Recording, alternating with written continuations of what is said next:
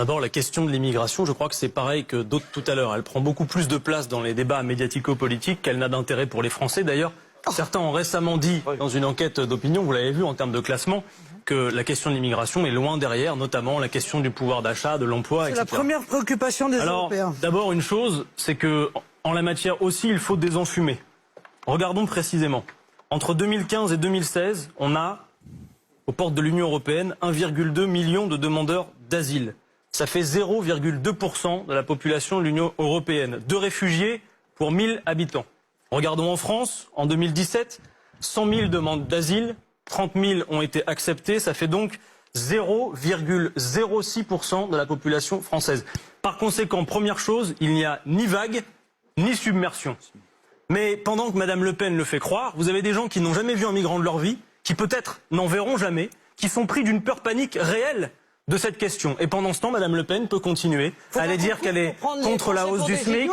Elle peut parader tranquillement avec ses alliés autrichiens qui font voter la semaine de travail à 60 heures. Elle peut mettre sur sa liste aux élections européennes des gens qui sont pour la suppression de l'ISF, etc. Ensuite, je ne veux pas évacuer le problème. 67 millions. Madame Le Pen, s'il vous plaît. Madame Le Pen, je crois que votre temps. Madame Le Pen, Vous avez raison, monsieur, de ne pas évacuer la question. La moitié de vos électeurs ne voulaient pas accueillir l'Aquarius. Madame Le Pen, vous allez avoir beaucoup d'avance. Ils vivent dans les quartiers difficiles, précisément, et on leur a imposé une cohabitation qui leur est aujourd'hui insupportable. Revenons à la raison si vous le supportez. Ah oui, il y a 67 millions de personnes aujourd'hui dans le monde qui sont concernées par les migrations forcées. Je dis bien forcées, Madame Le Pen. Pas qui choisissent de quitter leur pays, qui n'ont pas d'autre choix que de le faire. D'accord ?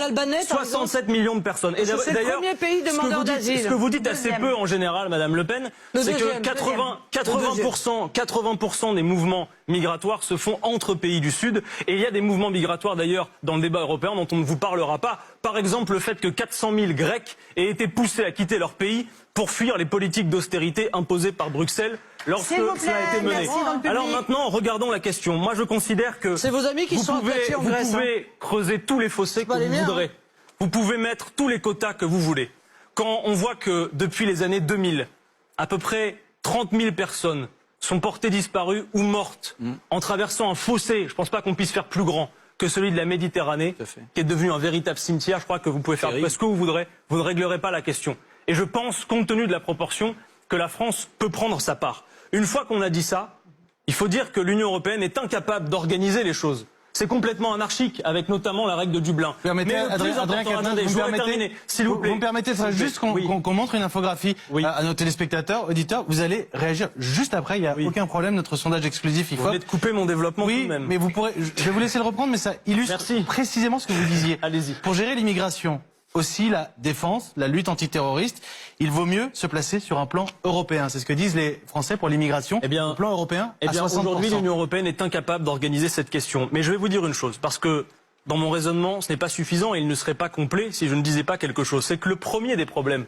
ce n'est pas que les gens arrivent chez nous, c'est qu'ils soient obligés de partir de chez eux. Et je vais vous dire une chose aussi, c'est que nous avons des responsabilités dans le fait qu'ils soient obligés à partir de chez eux. J'en vois 3. Certains conflits, des guerres dans lesquelles nous avons mis les mains, notamment en étant arrimés à l'OTAN dont il faut sortir. Les accords commerciaux inégaux et les accords de libre-échange qui font que, comme parfois quand Mme Le Pen au Parlement européen vote les accords de pêche avec le Libéria, vous ruinez des capacités localement et donc des gens finissent par devoir partir. Et ensuite, le changement climatique. Et là, on devrait mettre tout le monde d'accord parce que les experts du GIEC nous disent que d'ici à 2050, si l'on n'endigue pas le réchauffement climatique, ce ne sont plus 67 millions de personnes, mais 250 millions de personnes qui, je le répète, ne vont pas, Madame Le Pen, choisir de partir, mais ne pas avoir d'autre choix que de le faire. Par conséquent, il faut traiter ces causes raisonnablement et organiser les conditions de l'accueil et de faire face à notre devoir le plus certain quand nous voyons ces images, qui est celui d'un devoir d'humanité.